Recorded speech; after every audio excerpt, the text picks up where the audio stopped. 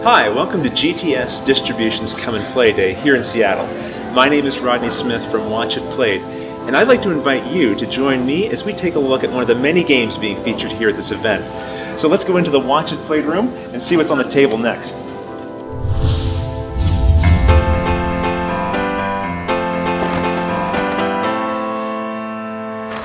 Well, I'm here with Eric Stevenson of Spy Alley Games, and I feel like I'm making you state the obvious here. What game are you presenting today? Well, looks like Spy Alley, unless the shirt's wrong. Yes. Well, this is Spy Alley, and listen, I don't really know a lot about it, but I do know from the name. Sounds like the themes involves spies. So yes. What is the theme of the game here? What do we? Each player is going to assume the identity of a spy here. In this case, you would be the French spy. Right. And the object of the game is to move around the board and collect your passwords, disguises, codebooks, and keys for your spy and land on your embassy right here. Okay. The tricky part is if you went and just collected your password, disguise, codebook, and key for your spy there and tried to land on your embassy, it would be pretty obvious who you are. You're giving it away. Everyone's going to know which of the identities you are. Yeah. So does that mean that you're sort of, so is there a bluffing element here? Definitely. Okay, Definitely. So how does that work? So you're like maybe buying things you... So yeah, if you look at this board right here, this would more look like a typical board what people are buying. You don't want to really give away who you are as a spy, so you buy other things to throw people off. Okay. And an element in the game that really, I think, adds to it is at any point during the game you can guess a spy. If you're wrong, you're out of the game. If you're right, you get all their stuff, you get their spy, you get to switch identities. So if somebody's going in there, it looks like they're going to win, you can take that risk and guess them. Okay, so when you guess, do they only reveal to you? No, they reveal to everybody if you got it right or wrong. Okay, Yes. Excellent. All right. And how many people can play the game? This looks like at least two. 2 to 6. 2 to 6. 2 to 6 people can play the game. And roughly, like, how long would typical people know the game well, right? And they know the rules. How long would it take typically to play? Would you say? I would say between 30 and 45 minutes. Okay.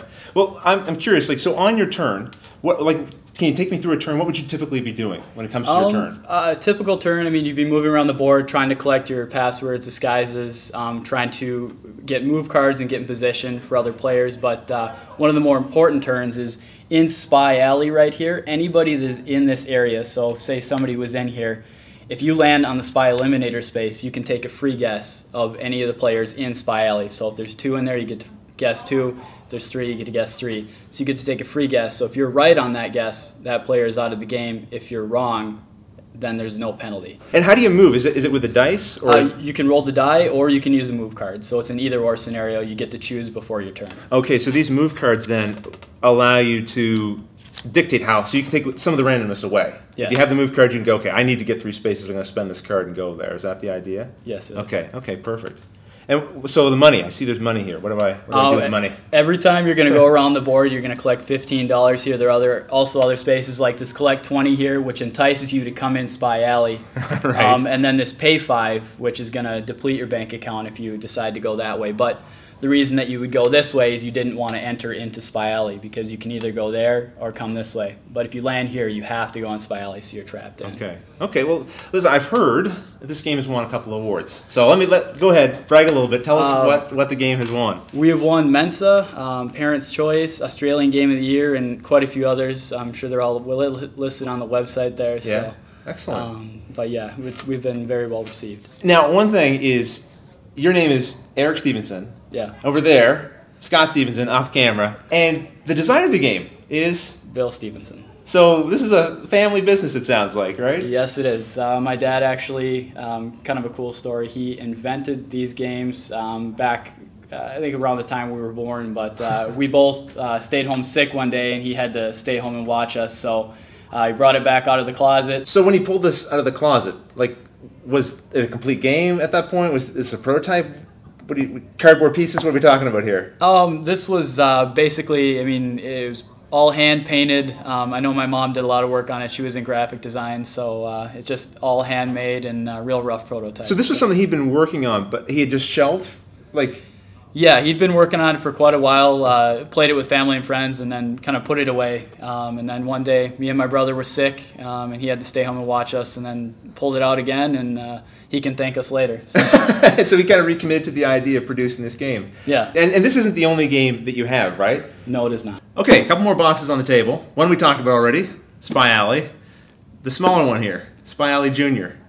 All right, we've got Spy Alley Junior. That is for the younger Spy Alley players. It has a lot of the elements of Spy Alley, but it's just a little bit more simple. Still has that deductive reasoning and logic in the game. So. Okay, what about this one here, Simply Suspects? Simply Suspects is more of a spin-off of Spy Alley. A little bit different as far as you are a suspect in this game and you're going around the board trying to move evidence around to convict other people of crimes. If they land on the grand jury and there's enough evidence on them, they are out of the game. So elimination game as well. Okay, I see. Stick it to them a little bit. Yep. And Spy Alley Dice Game? Yes, we do. Spy Alley Dice is just a shorter dice game of Spy Alley. The object of the game is to eliminate the other opponents by rolling the dice. If you get 3 or more, you can guess any opponent, that spy that comes up. If you get 5 of the dice, so you roll the dice and you get 5, you're going to be able to try to win the game by pretending that you are that spy. Okay, so it shares some of the same elements as the Spy Alley line, but simplified down to a dice game. Short game, too, I meant. Pretty quick to play? Yes, or? Yes, very quick.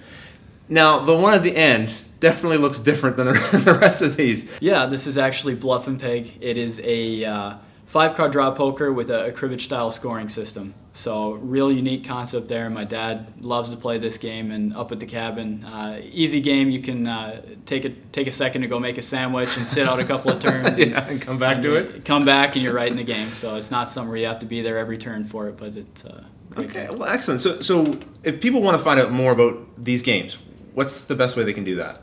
You can go to our website at www.spyalley.com.